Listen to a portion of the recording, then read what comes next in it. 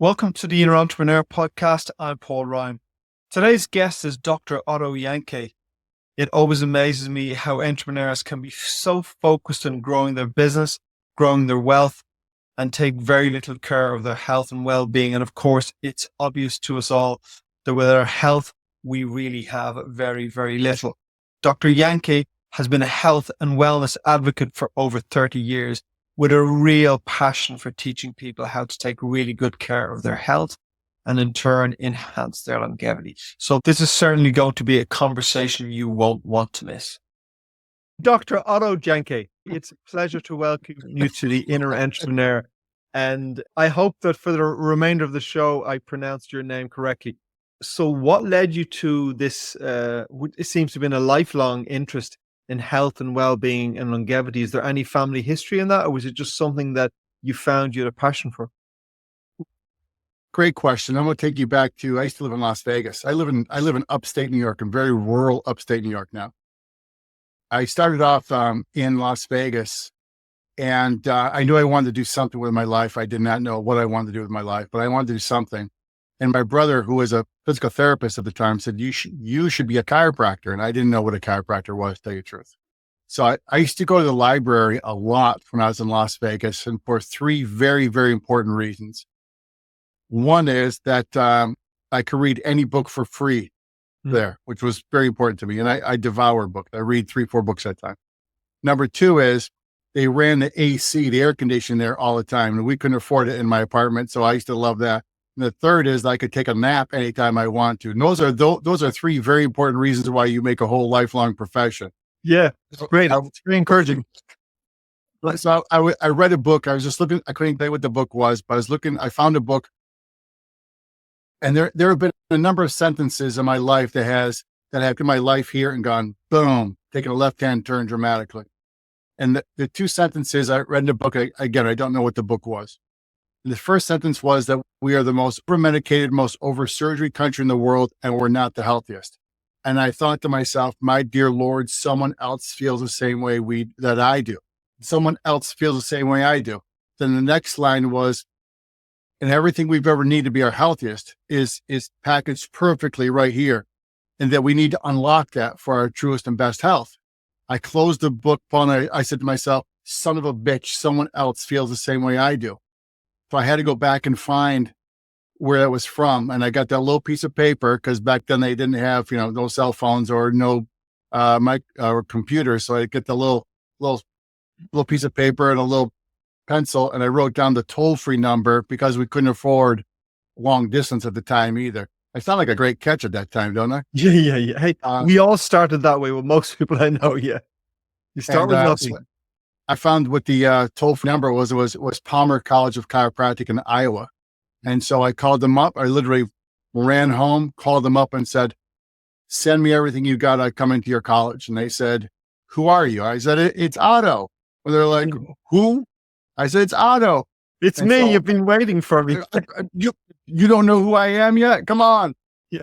And so I called their number, and that was like the late winter or so of the year. And by the fall, I was back in my hometown and going to the local university to get my prerequisites to start college. That sent me, boom, down there. The longevity aspect came about because I've done a great job of helping my patients to alleviate any sort of aches and pains.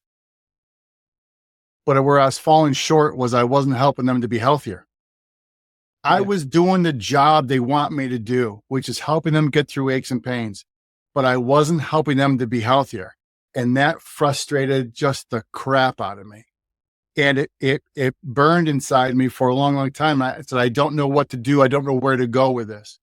And it came down to, in 2005, my mother had been diagnosed previously with idiopathic pulmonary fibrosis. Idiopathic, we don't know.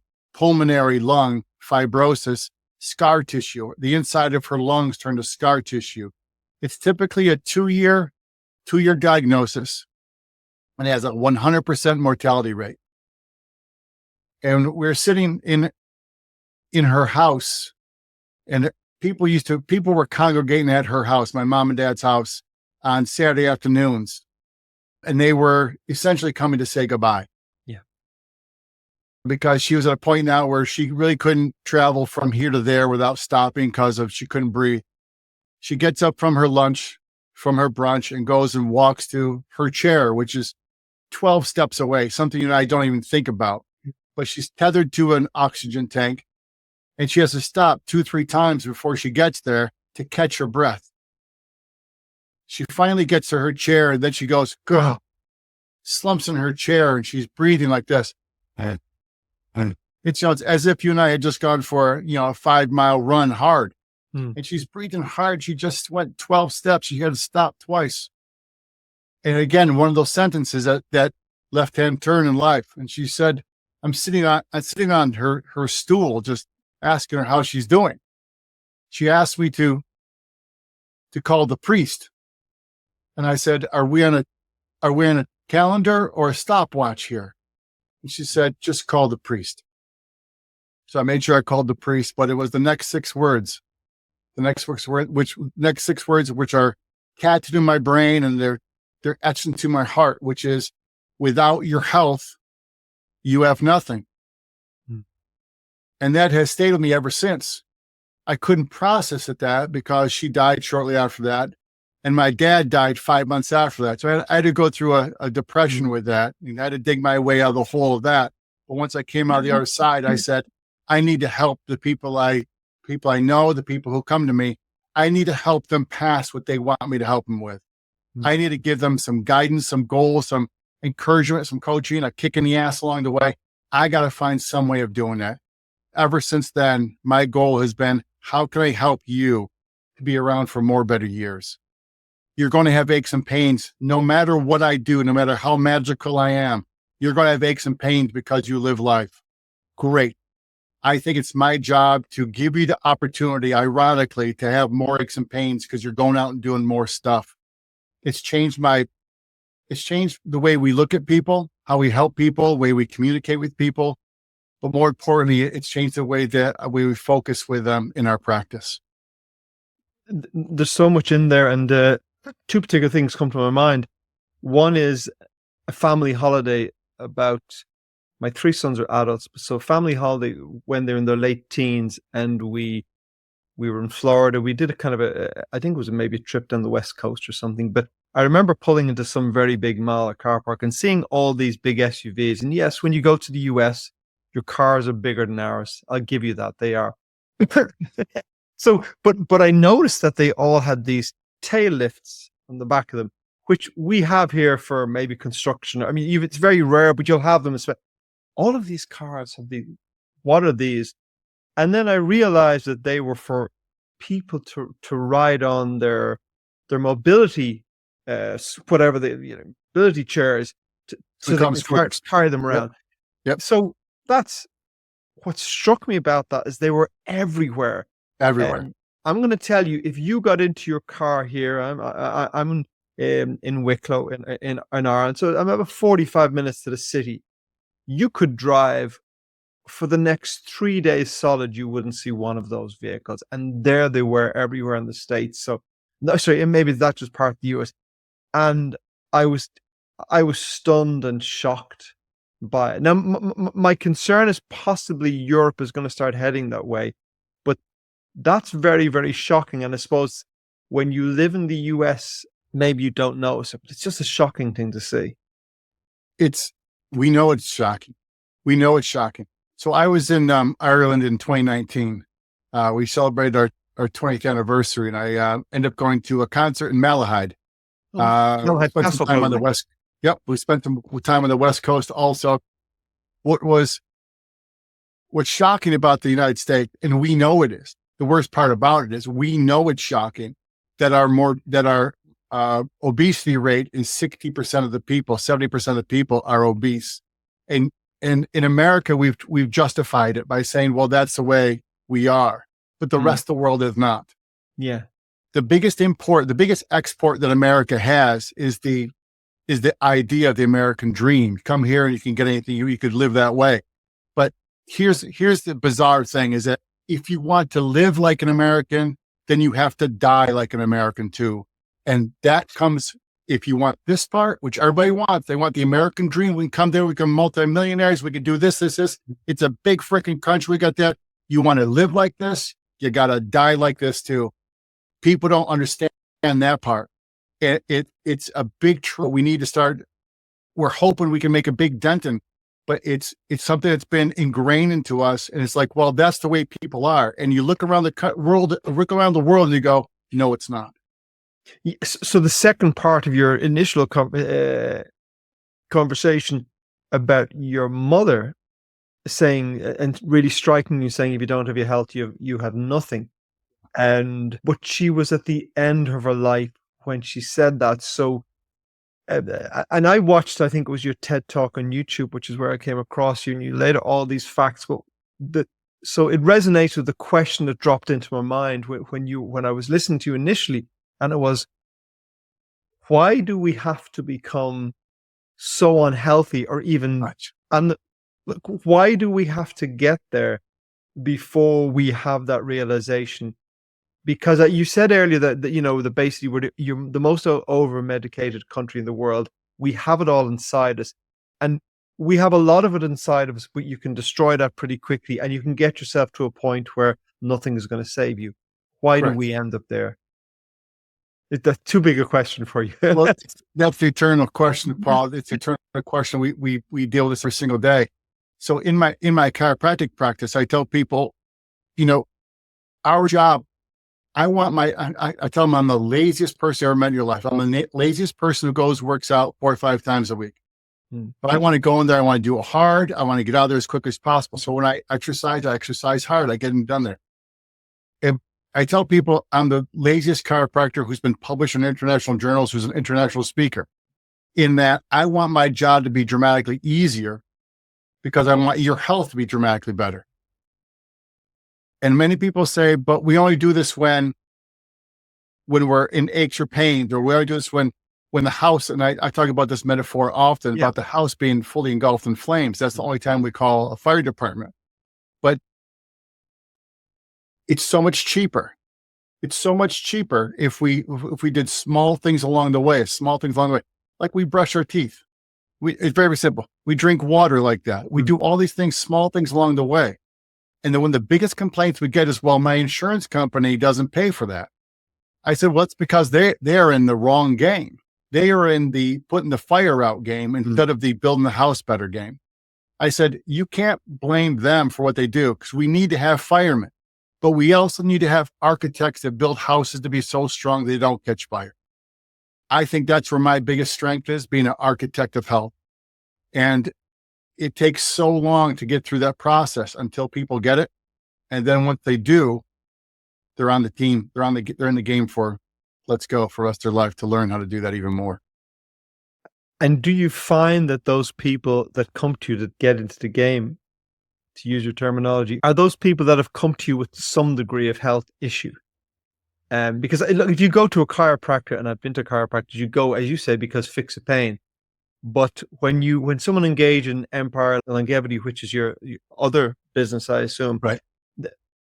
That's all about teaching people longevity lessons, as opposed to, I imagine, fixing a short-term problem. So does everyone come to you with a short-term issue, or do people come with that space of, I just want to learn, or do they have to have that near that moment or pain or scare before they will wake up?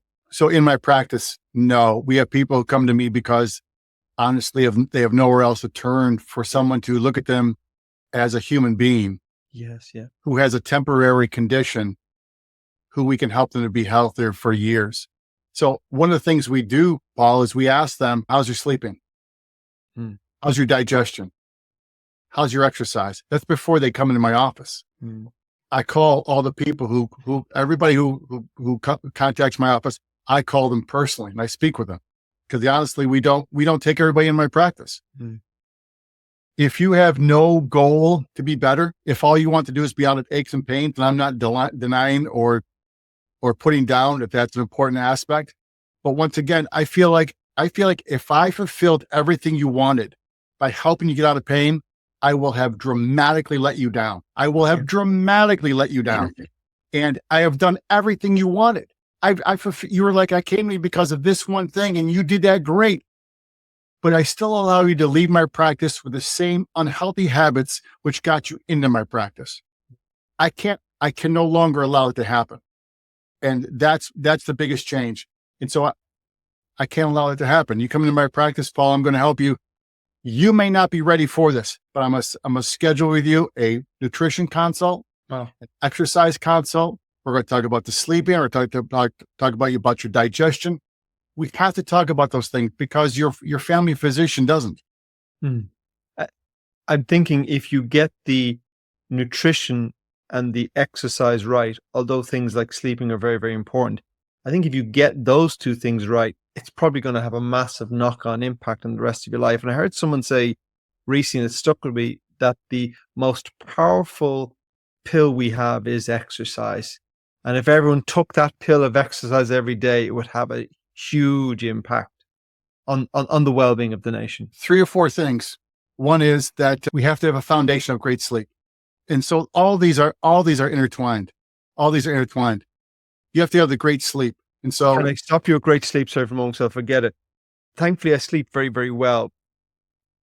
But are people built differently? Do some people need less sleep than me? My wife sleeps a couple of hours a day more than me. So what is great sleep? Is it a very personal thing, or is there a standard that we all need a certain amount of sleep? It's personal, but it's a standard that we all need it. And we all need this amount. And for you, it might be that amount. For me, it might be that, but we all need to have that. So I get very regimented about sleep in that I start the sleep process. You know what's crazy about this is infants and babies, we don't negotiate their sleep. It's no, the baby's sleeping. Matter of fact, it's the baby's sleeping. Yeah. But as we get older into adulthood, we tell ourselves, no, I'll sleep when I've heard this many times, maybe you also, I'll sleep when I'm dead. And you have no idea by robbing yourself of sleep, you're trying to find out how true that will be, even quicker than it should be. So I am a miser when it comes to sleep. And so when we instruct our patients on sleeping, is you start a sleep process. So for instance, I want to be in bed asleep by 10 o'clock. That means I start the process at 9 o'clock, which means I have to let the dog out, take care of the cats. I say my prayers, I brush my teeth, do my bathroom, I get in my pajamas, I do all sorts of stuff. So I'm in bed, ready to sleep. By 10 o'clock, I'm gone. I wake up at 5:15. If I asked you, what time do you wake up? You'll be proud saying, I wake up at this time. Exist this time every single day. What time do you go to sleep? Well, I go to sleep about, no. If it's wake up this time, it's go to sleep at this time. It's a regimented time. And it's one of those things you just don't mess with because your body adapts and heals when you are sleeping. I have a company that comes into my office and cleans the office. They don't do it when my office is awake, when we have patients here. They do it when we are asleep, when no one's here, because they can do their best cleaning and repair at that time. Same thing with us when we sleep. It's interesting when you use the baby analogy, because you're absolutely right. We all know babies need their sleep. And when you don't let them sleep, we find out about it because they scream the house down. Same thing with me. Yeah, exactly. But what you've just pointed out there is as we get older, we shift it to the bottom of our priority. So we go and do everything else, and sleep is almost an inconvenience that you have to give up hours for your day instead of actually going, sleep is fundamentally one of the most important things I do because it fuels everything else. And that's a kind of a paradigm shift because I think people don't think of it that way at all. They don't. It's if I charged you to sleep, you would take it more seriously. But sleeping is just one of those things. It's a foundation. We talk about in my group, in my company, Empire Longevity, we talk about the fundamentals, the pyramid of health. Yeah. One of them is great sleep. The other one is we have to get you to eat better. In America, we are just quite frankly bullshitted with if it's in the store, then undoubtedly it must be healthy for you. And it's just the amount of chemicals in American food is incredible. The amount of sugars in American food is incredible. The amount of stuff that we have no idea what it is that's in our food that's allowed to be sold to people to eat is a crime. So we get back to a very, very fundamental basis of eating, make it simple, make it massively healthy for you. You may have to learn how to cook a different way. You may have to learn different spices and foods. Great. But So are you laying out a meal plan, a diet plan for people? Are you giving them all of the tools to go back into the kitchen and do all of this? not fully like that, because that's the bigger undertaking I have. But I start to tell them and show them my process also. I went from being a very traditional American meat and potatoes kind of a person to being someone who eats very little animal protein. And I got nothing against that. Yeah, I'm vegetarian. You're singing to the choir. But this is the way I function best. Yeah. This is the way I function best. And so I've had to learn, my favorite part is having to learn all the different spices that the rest of the world has taken for granted that they use on a regular basis that we in America just don't. And those spices, pound for pound, are the most powerful things you could ever put in your body. Really? And by far. And so you have that along with motion. The Japanese have, as a society, have per person less spas or gyms or places to work out than America does. By far, not even close. America has more gyms, spas, and facilities than any other country on earth. Then why are we the most obese? And we look at Japan, which does not. Why are they so much healthier? Why is it when I was in Ireland, walking around, we see dramatically less people who are incapacitated? Yeah. Why do we see that? It's because we have to walk a lot more. In America, we don't. The convenience of travel in America, and it's a societal problem that needs to be addressed. It's being addressed. It's not coming around nearly enough. I think that our healthcare system could change within 3 years. And one of the biggest problems we're going to have in America coming up is that our healthcare system is the most expensive one in the world for the least amount of money you get for it. And the product we get is bad. But it makes sense it's the most expensive in the world because you have a huge amount of people that need a huge amount of care, and that's enormously expensive. And the process of getting your population, our population, any population, to that point of health is unfortunately not a quick fix. It's a slow process. It is a slow process, but we could start with our young ones right now. And from my TEDx talk, you saw that 75% of school-age children in America do not meet the required amount of exercise. 75%. If 75% of the kids aren't meeting the required amounts of exercise, then that might not be a problem today, but it will be down the line. It's not a matter of if. We know the hurricane's coming. We know that the tsunami is coming, and we have children who are not as healthy as they could be because they don't move. And you don't have to run marathons every single day to be healthy. But as I said in the TEDx, if the fish weren't swimming, the birds weren't flying, and the deer weren't running, we would think we'd have a natural catastrophe on our hands. But in America, we're seeing it going on, and we sit back and say, well, It's interesting you talk about the schools, because I remember when my children were young and the school they went to had a compulsory hours exercise every day. And one of they were a rugby school. You don't have rugby in the US, but they were a rugby. You do, okay. They were a rugby school, and my eldest son was not into rugby. He was more of a football fan. My youngest son was into gymnastics. My middle son was into rugby. So the problem is, if you didn't fit into rugby, there kind of wasn't a whole lot for you. But either way, there was the rugby training and some sort of training for everyone else. It was compulsory every day. At times, there was a little bit of an inconvenience from the point of view of collecting kids from school, etc.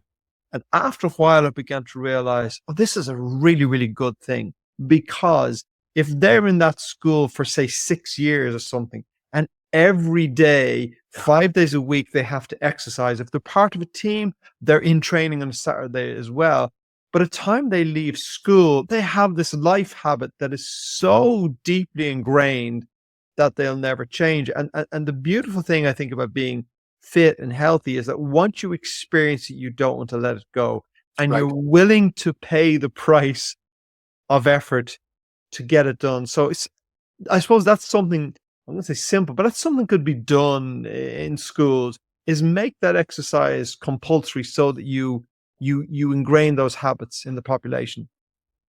I couldn't agree with you more on that, in that we teach the kids now so it becomes a program for life for them. It makes it so much easier to access caring for health at that time because we're already on the program for that.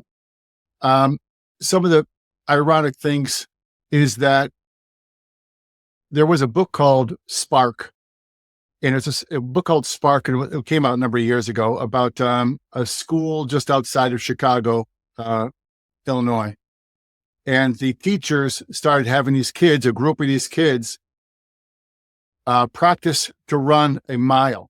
And they would do it every day. And they would measure them like weekly or so. The biggest change wasn't in the kids who ran the mile in their time. What they found was the kids who did this, their attitude and behavior in the classes after that were dramatically better. Number two, they had less fighting in classes. Number three, the kids had better attitudes. But the biggest thing was that the kids, you aren't going to take a kid who's a D level kid and make them into an A level, but you are going to take a kid who might be a B and bring them into a B plus because they're thinking better, moving better, cognitively better because they went and did that exercise first thing in the morning. What they found, ironically, was that the teachers started to see this trend. All the teachers wanted to be the first classes right after that mile run. And of course they all can't be, but they found their big differences in that. I go into school districts and I do talks like this. I said, how can we help our children be better for decades to come? One is we have to get them moving better on a daily basis. Number two is we have to stop fooling ourselves what we feed them, because what we feed them is based upon what a numbers person is thinking and not what a nutritionist is thinking. What we feed them first thing in the morning is high sugar, high carbohydrate foods instead of nutrition. And so you start a kid off who's not exercising, you feed them all this food right then, which is high sugar, high carbohydrates, and you wonder why they're falling asleep before lunch and why they're acting up, because you're giving them chemicals that the body says, I can't handle. I'm someone who's very passionate about exercise, but that passion didn't begin until my 40s. Sure. And it just didn't. And randomly one day, my wife rang me and said, would you like to run the New York Marathon? And she was involved in a charity event. And had you run marathons before? No, I'd never run a marathon, but I talked about it. And I don't know if you've ever run a marathon, but they're very easy to talk about. They're surprisingly easy to talk about, but very simple. Yeah. I'd spoken about it, but never done it. My wife rang me one day. She involved this charity thing. They were looking for people to raise money for charity and do the New York Marathon. It's very difficult to get into the New York Marathon, but if you raise funds for charity, you can get in. So this was maybe in January. And I said, when is it? I think it was in early November. And I said, yeah, I'll do it. So I signed up to do the New York, and I now have this run in of, 10 or 11 months. So I started, a cousin of mine who was a very experienced runner gave me a training program. And there was a park from my office. So I used to go down and run in this park. And it was a 5-mile loop. And my goal was to get to run 5 miles. Now, firstly, it took me, I can't remember, it took me a long time to get to running 5 miles. Eventually got to running 5 miles. My next goal was to run 5 miles without stopping, because I could run 5 miles, but I'd have to stop 2 or 3 times. And it may be within a couple of months, I was running 5 miles straight without stopping. But and obviously I went on from there up to doing 20-mile runs, etc. But what struck me most was I was in my early 40s. I wasn't fit. I wasn't overweight, thankfully, but I wasn't fit. And I'd never exercised because I wasn't a sport. And I was looking at this, I don't know what you call me, middle-aged man or whatever you called me at the time. I was looking at the transformation of my body. Some of it was painful. I had to start doing yoga and stuff to stretch, to loosen the body up. But it amazed me how my body could adapt and transition. Day one, I couldn't run 100 yards. And 6-8 weeks later, I was running 5 miles without stopping. I was going, this is incredible. So the human body ability to adapt and to increase its capacity is incredible. And I experienced that, and the interesting thing, so what I then trained, did the marathon. My brother-in-law also didn't, he didn't do New York Marathon, but at the same time he did the Dublin Marathon. So we both finished around the same time. We both finished the marathons. And I had worked so hard to become that fit. I said, I'm never going back. I'm never going back to unfitness. He just stopped. So he ran the Dublin Marathon and never trained again. And I have continued fitness ever since. But that's what struck me most, our ability to adapt. So two things. One is I don't exercise because I think I'm going to become a male model by anytime soon. Really? I do it. I do it because, quite frankly, I like the buzz. Yeah. I like the buzz of great exercise. And so I go intensely for, I go in there for 35, 40 minutes, 45 minutes, but I go hard and I like the buzz of it because I think better afterwards. So I schedule a lot of talks afterwards. I schedule writing time after that, or writing a book or something. So I schedule it right after I exercise. But here's one of the bases we have to start with is that health is our blueprint. Our main level, our default program is health. It always has been health. We didn't, if you are an evolutionist or a creationist, if we evolved to this level from an amino acid bouillabaisse thousands of millions of years ago, we didn't get here as a foundation of disease. Our default program would not be disease. We wouldn't have made it this far. That's the first thing.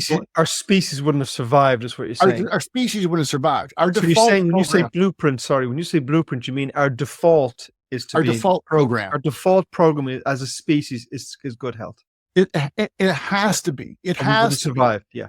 And even if you're a creationist who believes that God made us in this, why would God have made something that was inherently diseased? Of course. And either way we look at these processes, if you're a creationist or evolutionist, we look at this and say, neither one of those makes sense that we would be diseased by design. We wouldn't be here. Yeah. No, we wouldn't be here to even be talking about this. Yes. Yeah. So if we have been designed for health, then we need to unlock that. It's much, much simpler than we think. It will take that change, and that change, but we are designed for health. Our blueprint, our default program is health. We need to do little small things along the way to allow that to be manifested. So the first principle there would be to acknowledge that is our default. Our default is our body, our being wants us to be healthy and is doing its very best to have us healthy. We've already mentioned the importance of sleep, nutrition, exercise. Did you say there were two more principles, two foundations that you teach?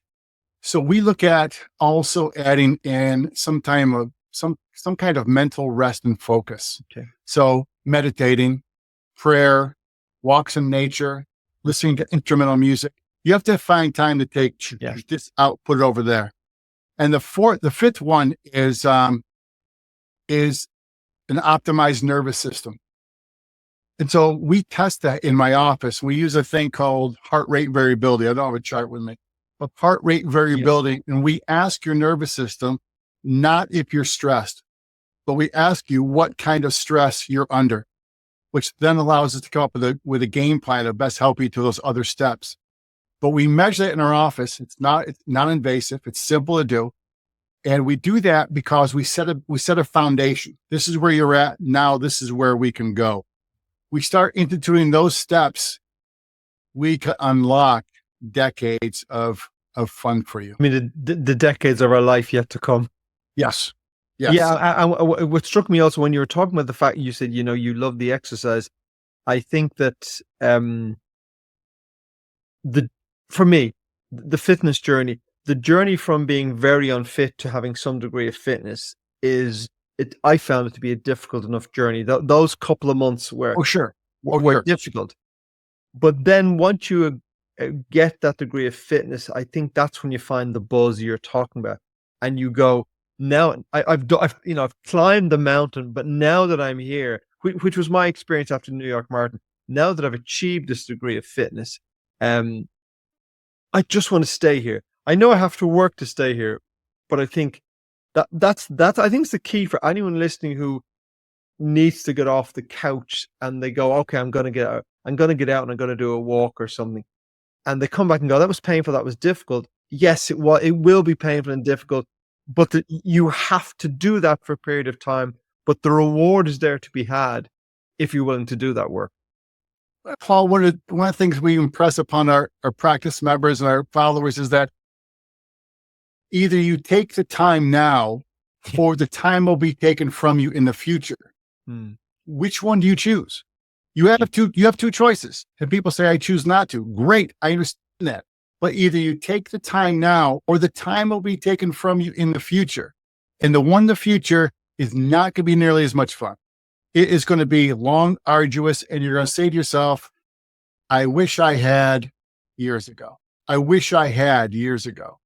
The last thing I ever want anybody to be is on their last days on their deathbed and say, I wish I had, especially with something that costs very little to do and the positive aspects from it.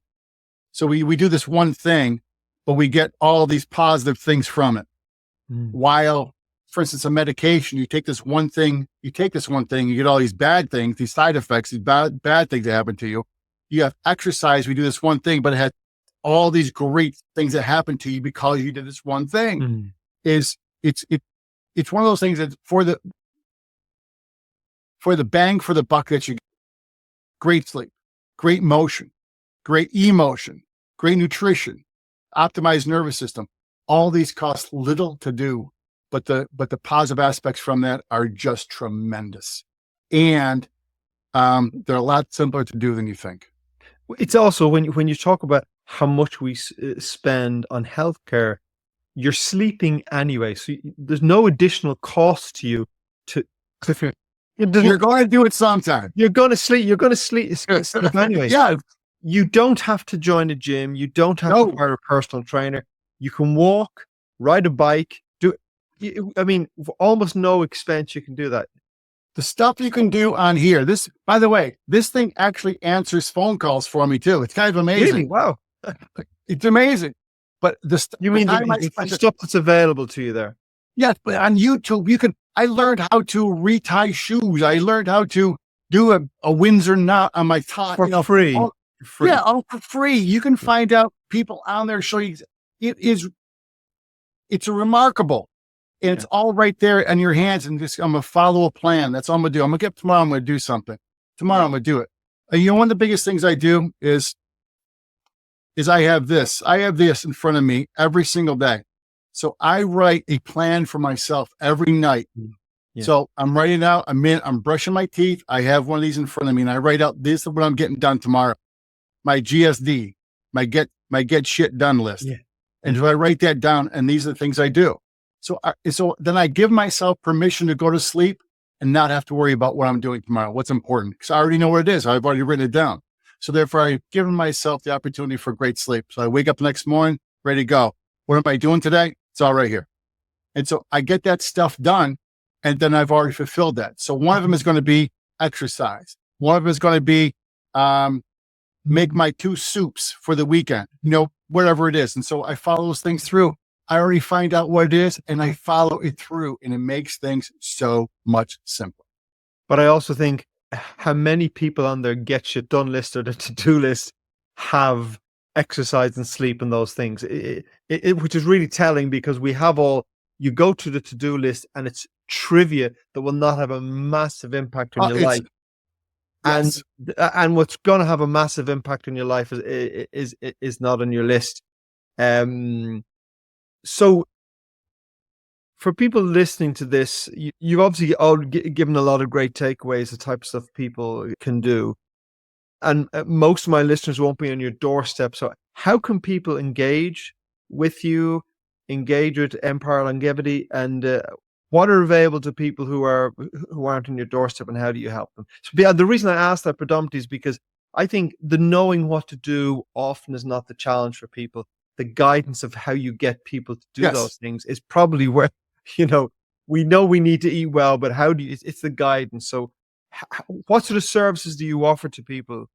So let me tell you a quick story. I go to the local university. I do talks on nutrition. I'm not a nutritionist, but I'm someone who follows through and says, listen, this is what we need to do. We need to eat more of this stuff over here. I'm at the local university and I'm talking to freshmen in high school, freshmen in college. And I say to them, okay, all of you bring out these things, bring them all out. I'm giving you permission to get on your phones right now. They get on their phones. I say, this half of the class, find for me the top 10 foods which are cancer causing. They promote cancer. Okay. Hurry up and go. On this side of the class, I want the ones that are the top 10 foods which are fight cancer the best, are anti-cancer foods. You can look them up very simply. It will take you seconds to do. I said, when you've finished that, when you got this site, raise your hand. Seconds. Boom, boom, boom, boom, boom. Both sides. Seconds. I go through this side and I say to them, okay, give me the list that you have. And they go through them. It's all the top 10 foods, maybe top 12, 13 foods that you know what they all are. Yeah. The top 10 positive foods. Give me what they are. Then I stopped them. I said, these foods over here, which are the ones that help promote cancer, how did you not know that? And they kind of look, and I said, how did you not know that? And they said, I said, this thing has been, you have two umbilical cords when you were born, one to your mother and one to this phone. How did you not know that?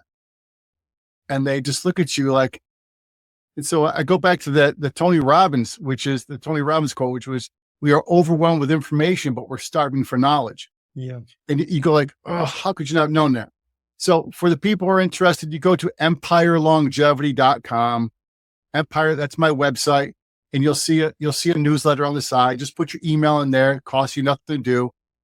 Every Friday, we come out with my top 5 favorite longevity articles, and they might be on meditation, might be on motion, might be on eating, might be on sleep, might be on something, might be on finances. Let's come out there. Just an easy way for you to get to, on a weekly basis, more and more fuel to burn the fire. We're recording this in late December and it won't hit the tracks until sometime in January. But I think it's a wonderful time for people to stop and really consider what's on their to-do list and where there's health and fitness and well-being and longevity come onto that, and to take some of the advice that you've offered. Hopefully visit your website and see what other resources there, because I suppose it's a great opportunity for them to change. And as someone who lived the first 40 years of their life making no effort really towards health and exercise, and then thankfully changing that, I can certainly speak for the massive impact. So thank you very, very much for your time. I really appreciate the information, taking the time to share with us.